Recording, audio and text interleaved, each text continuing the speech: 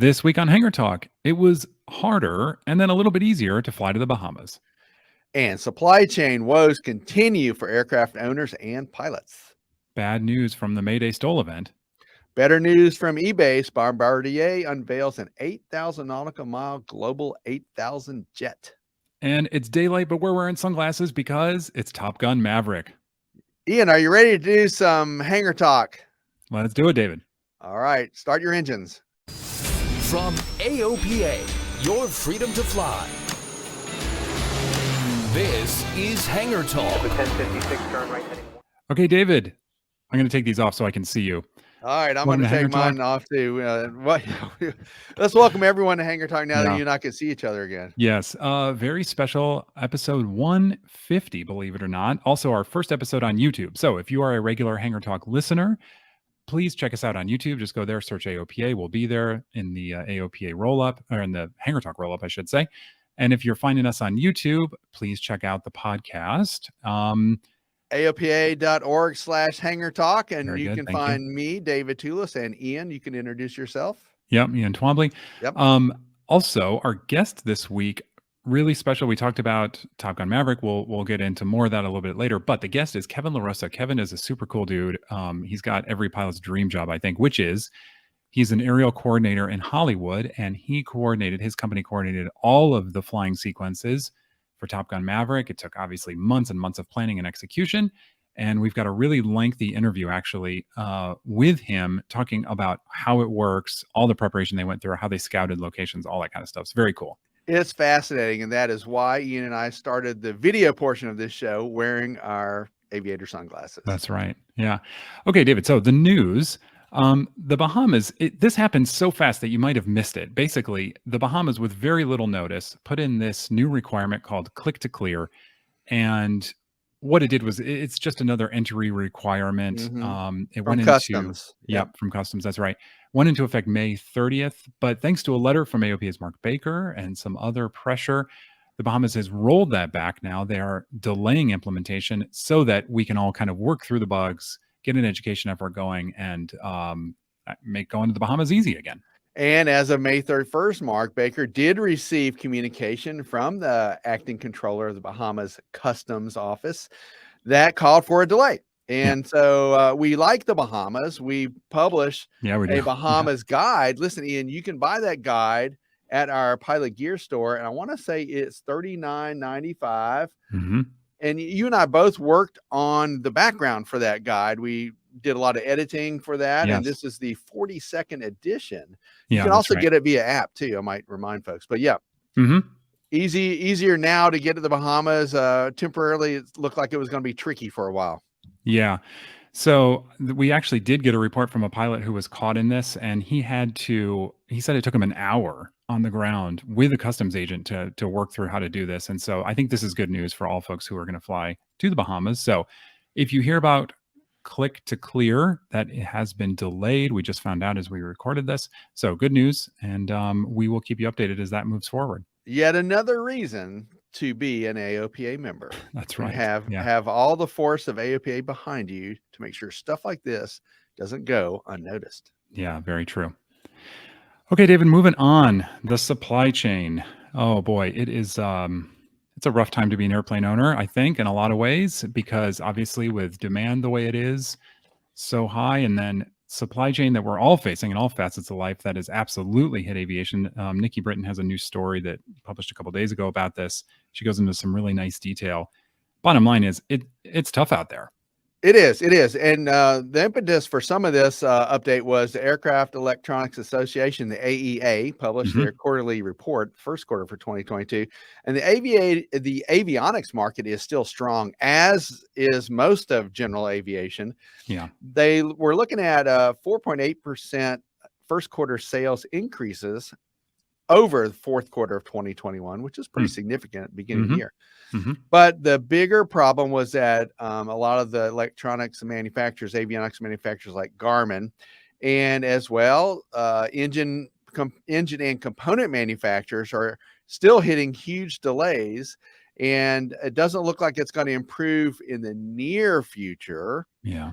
So folks who want to buy an airplane, like I really want to get one, You know, but most of the ones I'm looking at are going to need some engine work. Yes. And I believe you might have some particularly good insight about that. Yeah. Well, I mean, we have a 172 XP, me and a couple of partners, and we have absolutely had supply chain problems. Our recent 100-hour oil change, I should say, oil change at the 100-hour. We don't change the oil every 100 hours; it's more frequent. But oil change at the 100-hour, no oil filter.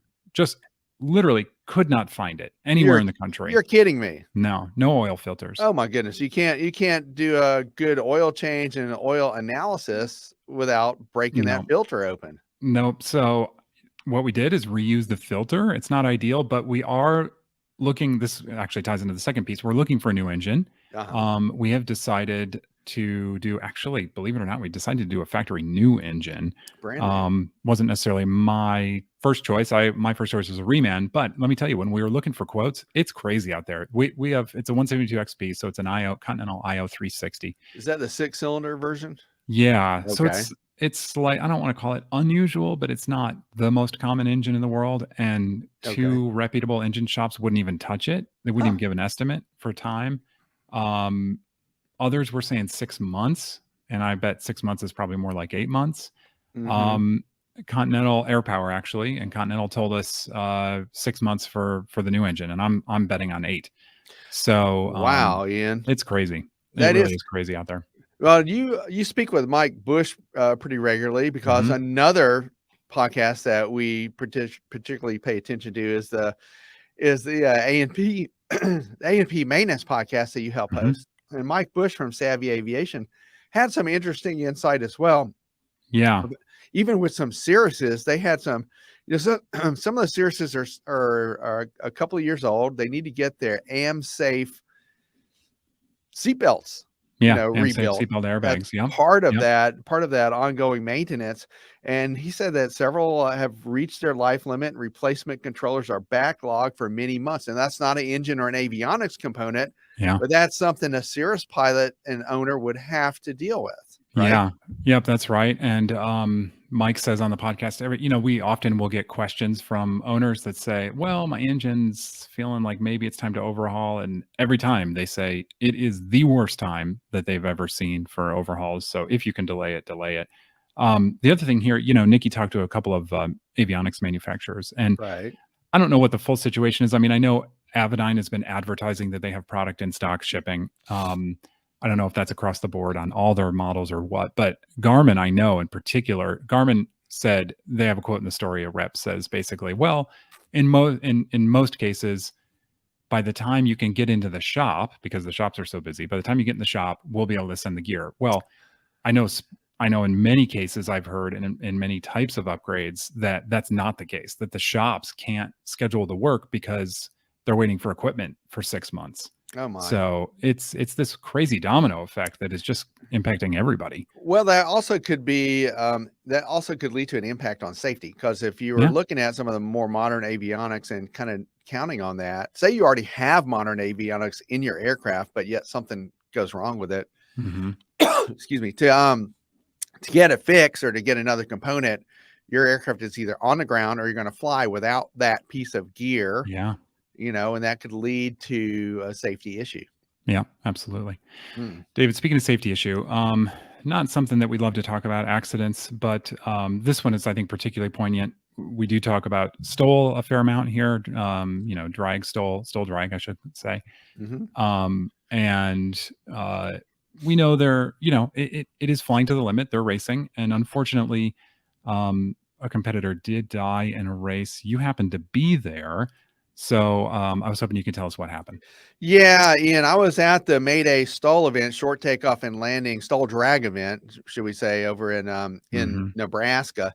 Now, the first thing that our listeners and viewers ought to realize is that it was too windy to have the drag portion of the short takeoff and landing competition. So the drag portion is when competitors line up side by side, and they go about 900 feet or so down a runway, land above a runway, land, turn around, and come back and race the other way. Well, there's a wind limit for that. You can't go, you don't want to be in a tail dragger airplane with a very large quartering tailwind. True. And so Yeah. there's a wind limit on that. As a result of the wind limit at Mayday stall drag race, it was determined that the participants would do a traditional STOL, short takeoff and landing event. And they, amongst So that's themselves, with a full pattern, basically. You take off, you, you do short takeoff, do a full pattern, come back around and do a full landing.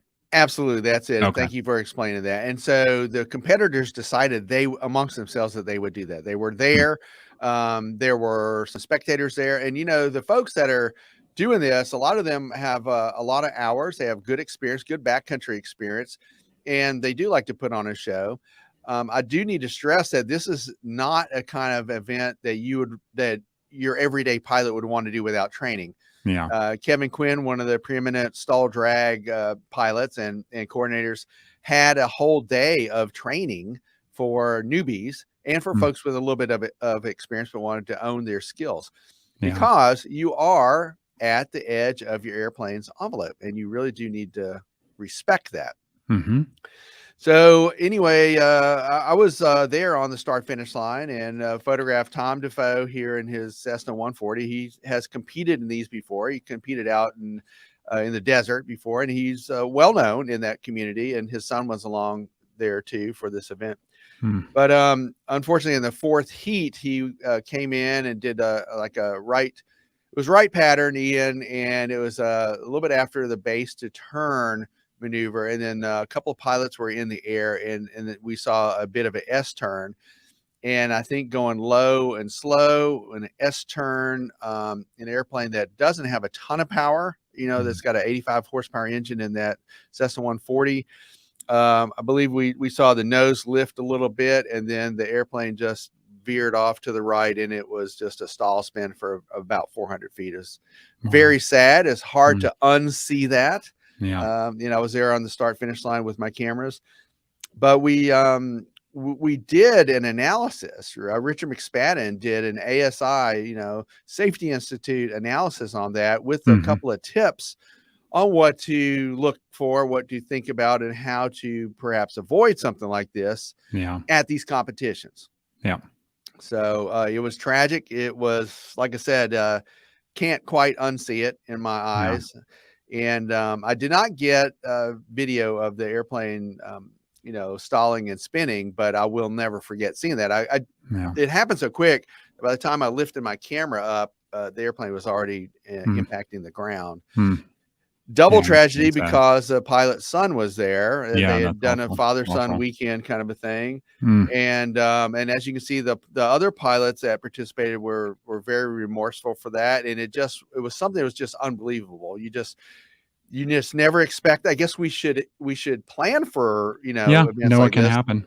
But you just don't expect it. So. Yeah, it's very sad. I do think, you know, there were a couple of editorials after this happened about maybe it's time to, I think one was like, maybe it's time for the FAA to get involved. I mean, I think they have been involved, obviously. They were there, they sanction these things, right? They were sitting on a golf cart right behind me, 4 FAA officials who I got to chat with and know, and they were, you know, they were on the money. They were looking at it. They, you know, they helped referee the event, if you would, you know. These things are, they're sanctioned events in that sense. Absolutely. People don't just go out and, you know, be cowboys. So I it'll be interesting. I mean, maybe there'll be some, hopefully they'll learn whether it's event procedures, additional training before a competitor can go out, that sort of thing. Because these, obviously they need to keep these events as safe as possible. So maybe there ought to be like a different, like or there kind of already are 2 or 3 different classes, but maybe there ought to be a separate competition for maybe, I don't know, rookie pilots, if you will. And so that they don't have to feel the pressure. Maybe you need X number of events before you join, you know, heat number 1 for instance, or something like that. Yeah, that's a good point. And then also slower airplanes and faster airplanes should not be mixed up. You should have the slow airplanes together and the fast airplanes together. By slow and fast, we're not talking like super different. It's all relative, right? Right. But some airplanes are capable of landing at, you know, 30, 35 miles an hour, not knots, and some need like 50. 45, Very 50. true. And so just that little bit could jam you up. And you don't want to do an S turn, slow S turn when you're on short final, Yes. even here at Frederick or wherever you're flying. Yeah. And controllers sometimes ask you to do that if you're at a controlled field, and the answer should be no. Yeah, unable. That's right. Yeah, Right. absolutely. Very good point. Hey, some better news. Look into the future. Bombardier, always, button heads with Gulfstream. They're two titans competing against each other. And now with EBACE, which just happened over in Europe, Bombardier unveiled the Global 8,000, which means 8,000 nautical miles, of course. Aptly named. Yeah, that's right. absolutely. And it will be the farthest reaching, I should say, the jet with the longest range civilian jet ever when it comes out in a couple of years. Pretty incredible stuff.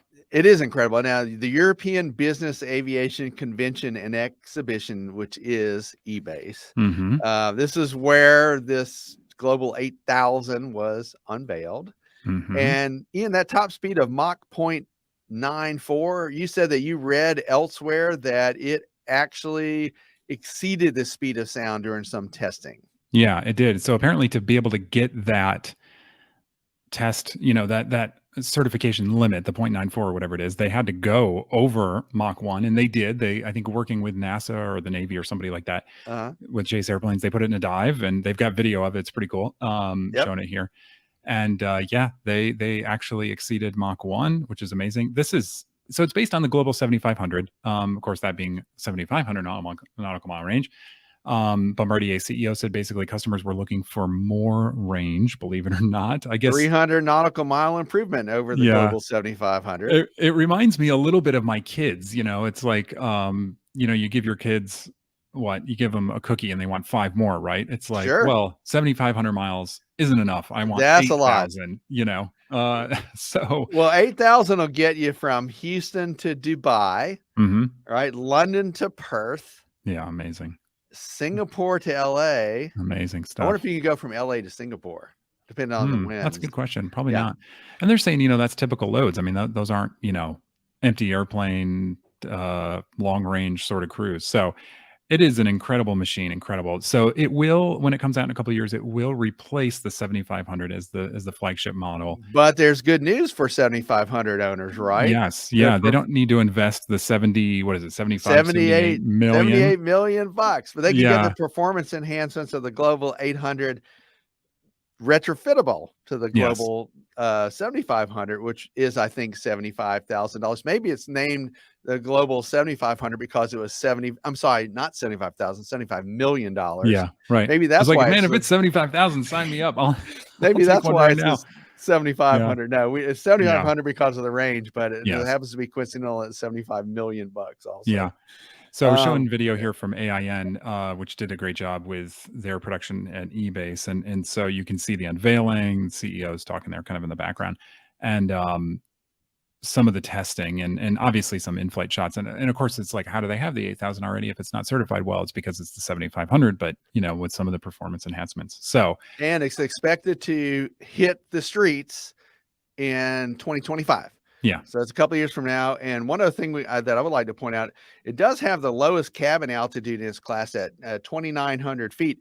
And that, I think, is significant for passengers. I think that's going to be a little bit better passenger experience and lead to some more comfort in the cabin. Yeah, it is amazing. I mean, Gulfstream and Bombardier, they've become really fierce and good competitors. I think it's great for the super long range, ultra long range business aviation community. And these things are, I think I was telling you, I saw one of the Globals. I don't know if it was whatever, one of the Global models at a terminal, at an airline terminal up to a jet bridge. And it looked like an RJ. I mean, the thing is so big. In person. I was like, why is that an RJ or a charter or what it is? And then I saw, it's a Global. And so these things are massive. It's a big airplane, but it's big and it's going places. So speaking of going places, Yeah. Should we be right back before we introduce our special guest and top story? Yeah, we'll be right back. All right. All right. So, David, it is that time. I feel the need. The need for more to talk about Top Gun. Let's talk about it. It's I really love the title, the headline of this, As Real as It Gets. Yes. And Zach Huffman spoke to Kevin LaRosa, who helped coordinate almost like, I guess, all of the aerial stunts in this movie. And Don't mind me, I'm just gonna take these off. Are you going to take them off? So, no, so I can see while you, while you do this. So Top Gun Maverick, as we record this, Top Gun Maverick had just hit the movie theaters over the weekend. And there's a lot of hype. Now, this movie was finished a couple of years ago and put on hold for the introduction because of the coronavirus. Yeah, man, don't I know it? Like, we had a feature scheduled for the magazine for that long. It was like, I think 2 years. Julie Walker had written this, talked to Kevin.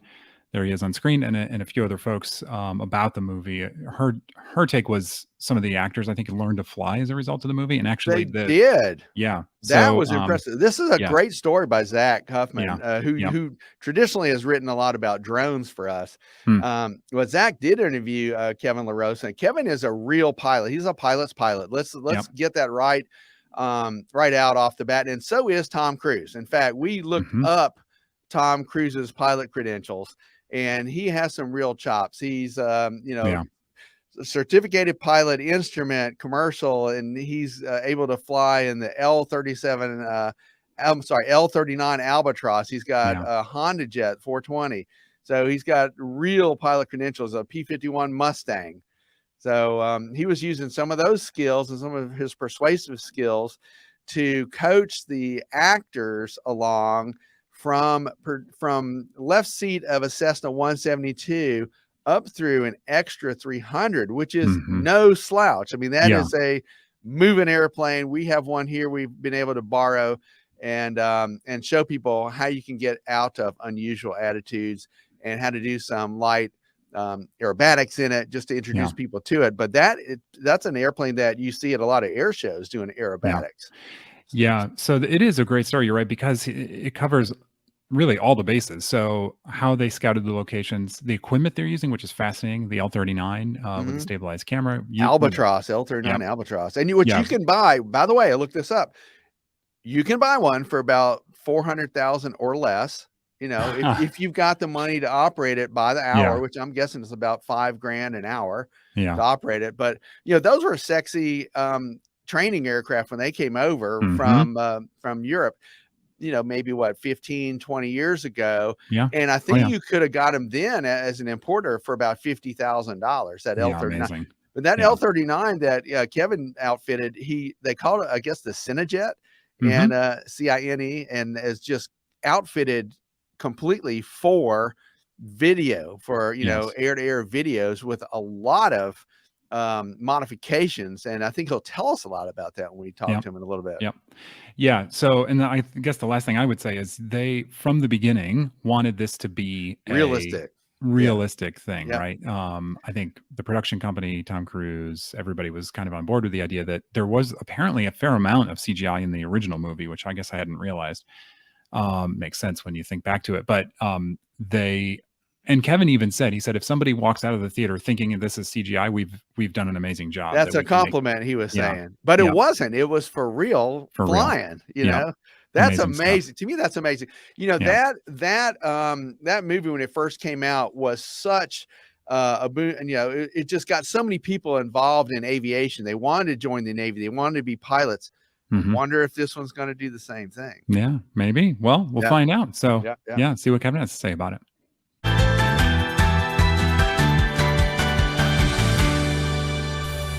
We'll get I'll get an entrance looking forward into the break. How's that sound? That sounds great. I'm going to have him cross our nose. I like it. Kevin LaRosa is no stranger to capturing cinematic aerial footage.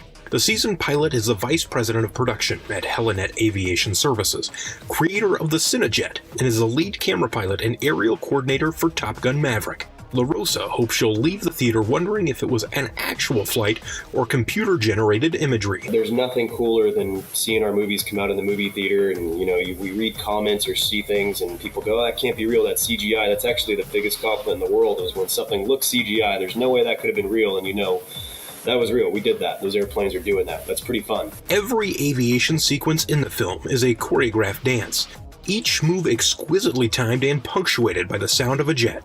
Cameras are everywhere to capture the precise moments, including LaRosa's Cinejet. So much thought went into the process to make sure that every single sequence we did was the most dynamic, energetic, and breathtaking aerial we could get. We did not want to settle for anything less than that. LaRosa worked with actor Tom Cruise, who is also a certified pilot, and the production team to design an aviation curriculum that turned the actors in the film into believable aviators. By the time they got into the F-18s, they were pros. They knew where to look, knew what to feel, knew what to say, and that's a huge testament to the, to the production company and to Tom to spend that expense and to go through the effort to do that. And I think it shows so well on camera. The 1986 release of Top Gun has been widely credited as one of the most successful Navy recruiting tools ever made, having moved many people to becoming pilots. LaRosa is confident that the long-awaited sequel will be equally inspirational. I'm a very patriotic person, and I know that just like the first movie, that this movie will have a profound impact on the next probably 3-4 generations of naval aviators. Top Gun Maverick is in theaters now.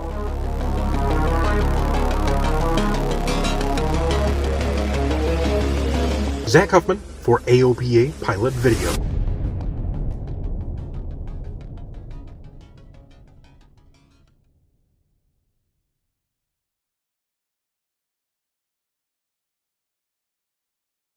All right, so David, the big question is, have you seen the movie yet?